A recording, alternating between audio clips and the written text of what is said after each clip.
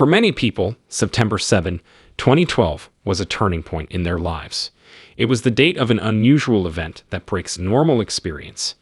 Today, there was a deep trip into the afterlife, and for more than 20 minutes, a person was on the edge of dying. Still, the day didn't start off very well.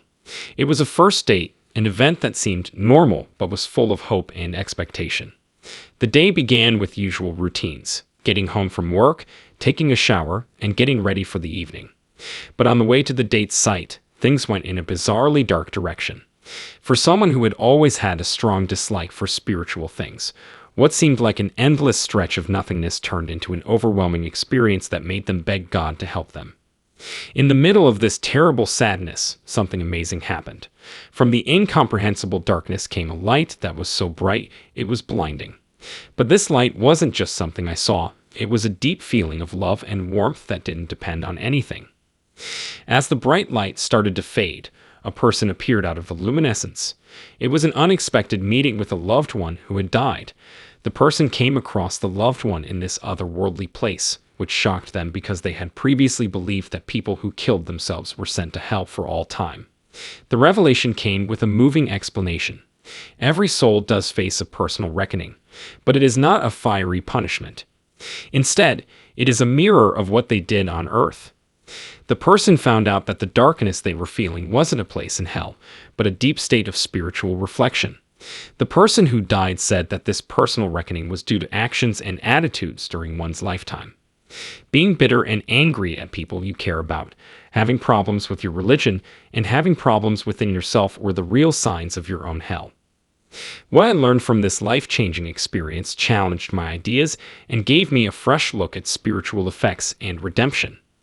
Even though I used to be filled with deep-seated anger and hate, my experience in the afterlife seemed to start a deep cleansing process. During the experience, I felt like my very being was being torn apart and put through unimaginable trials. Despite the intense pain, I could clearly feel that I was being cleansed. After everything that had happened, I was with my father, who made me feel better. I felt safe as he hugged me and whispered, "Everything will be okay." At that moment, a lot of feelings came out, and I told him how painful it was that I had left him. His answers, which were private and shouldn't have been shared with others, helped me realize something very important. I needed to forgive him. As soon as I said, "I forgive you," my soul was pulled deeper into a place called heaven. Even though this place was once filled with love and happiness, it now had an ethereal peace and beauty that words could not describe. In the middle of this perfect peace, I heard someone say my name, Lee. When I turned around, I saw a guy in baptismal robes.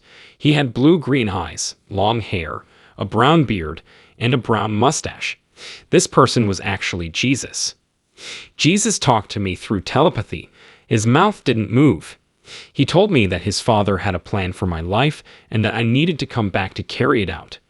He told me that everything would be okay in the end, even though there would be problems. Jesus then told me why I was coming back, my wife and 2 kids. When I woke up, my future wife was holding my hand and telling me that I had been in a sleep because of an accident with a drunk driver. My chest and several ribs were crushed by the impact, and my wife told me about the horrible sounds of the crash in my last moments.